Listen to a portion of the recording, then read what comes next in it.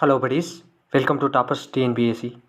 இந்த வீடியோவில் என்ன பார்க்க போகிறோன்னா, மேக்ஸில் இது பர்சன்டேஜ் டாபிக் அதெல்லாம் பார்க்க போகிறோம். இதில் கஷ்டமாக இருக்கிற செம்மை மட்டும் பார்க்கலாம்.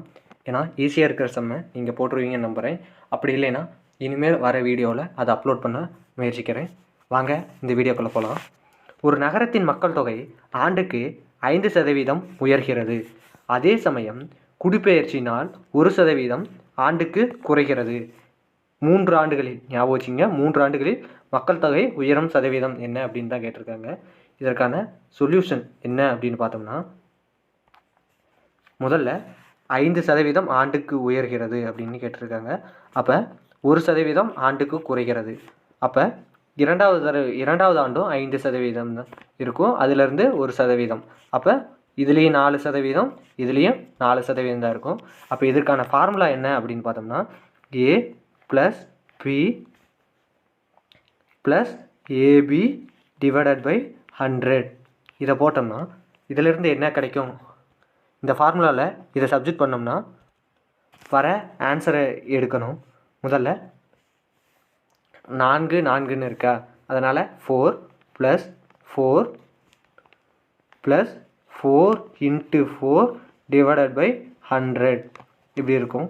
அடுத்தது 8, இந்த 4 கூட்டினா 8 + 16 / 100. இதுக்கு மேலே இந்த 100க்கு 16 வகுத்தா 8 + 0.16 அப்படின்னு வரும். அப்போ இதை இரண்டையும் கூட்டினா 8.16 அப்படின்னு வரும். நம்ம இந்த 2 ஆண்டுகளுக்கு தான் இதை கண்டுபிடிச்சிருக்கோம். மூன்றாவதாக ஒரு ஆண்டு இருக்குது, அதுவும் 5%லேருந்து 1% கழிச்சா. அப்போ இந்த 8.16ஐயும் 4 அப்படிங்கிறதையும் எடுக்கணும். அப்போ அதேமாதிரி ஃபார்முலா போடணும். 8.16 + 4 + 8.16 × 4 / 100 அப்படின்னு போடணும்.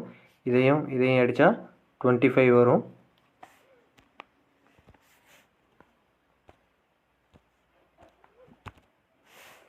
பிறகு இந்த 8.16ஐ 25ஆல் வகுத்தோம்னா நமக்கு 0.326 கிடைக்கும். 0.326 கிடைக்கும். இது கூட 12.16 + 0.326ஆல் கூட்டினோம்னா நம்மளுக்கு 12.48 கிடைக்கும். 48.2 இதுமாரி கிடைக்கும். இதனால் நம்மளுக்கு நெருக்கமாக இருக்கிற வேல்யூ 12.47. இதுதான் ஆன்சர். நன்றி.